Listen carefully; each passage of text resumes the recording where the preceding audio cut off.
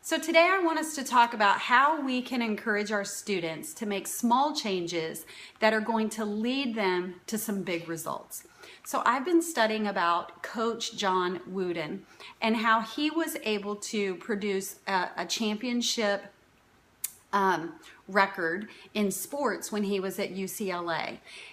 When he was there, he was able to lead his team to be the NCAA champions 10 times from the years 1964 to 1975. But this was not anything that was an easy task. So I wanted to look at what was it that he did that was able to reach such great results. So we have to first understand what happened when he went there. He went to UCLA in 1948, I believe, and he actually was wanting to go to Minnesota. And he was in negotiations with them as well as UCLA, and he made it so that Minnesota was going to call him at 6 o'clock, and then UCLA would call at 7. So he set it up in a way that if Minnesota didn't offer him the position, then he would go to UCLA. But 6 o'clock came and he never got a phone call from Minnesota, so he assumed that they weren't interested anymore. So at 7 o'clock when UCLA called, they offered him a position and he accepted. So right after that conversation, he gets a call from Minnesota and they offer him a position, but he had already given his word and he said, no, I've already told them I'm coming. So he went to UCLA. That first year was anything but easy. The press had actually said that they had determined his team was going to be dead last.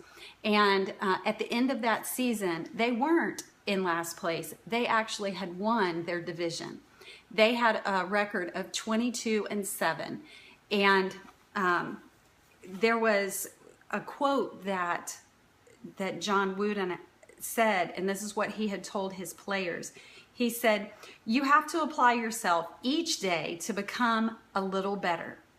By applying yourself to the task to become a little better each day and every day, over a period of time, you will become a lot better." And that is something that's really true for us as educators. We need to be applying this to the principles and embedding this in the things that we're doing, embedding this in our lesson plans and helping our students and even ourselves to understand if we try to get a little bit better in all these areas each day to get a little bit better, and before long, we're going to be able to do amazing things. We're going to see huge results out of it. So we need to be asking ourselves, how am I creating opportunities within my lessons to be able to encourage my students to think this way and to realize?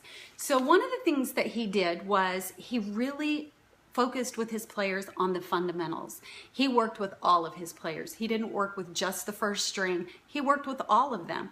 And over time, the entire team became better because they were working for a little bit of change, the small changes along the way.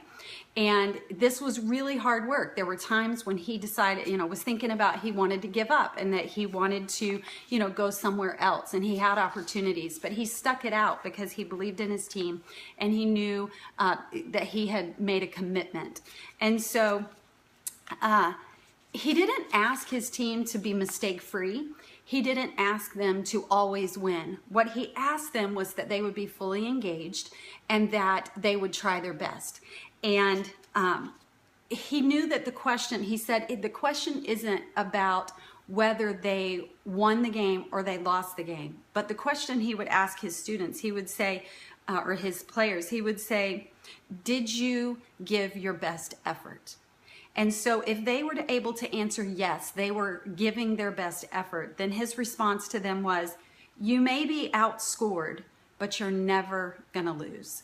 And that's huge. We need to help our students to understand that we can be encouraging them, that they each day are gonna get a little better. And if they are making those changes within themselves, they are showing growth within themselves, then they are winning.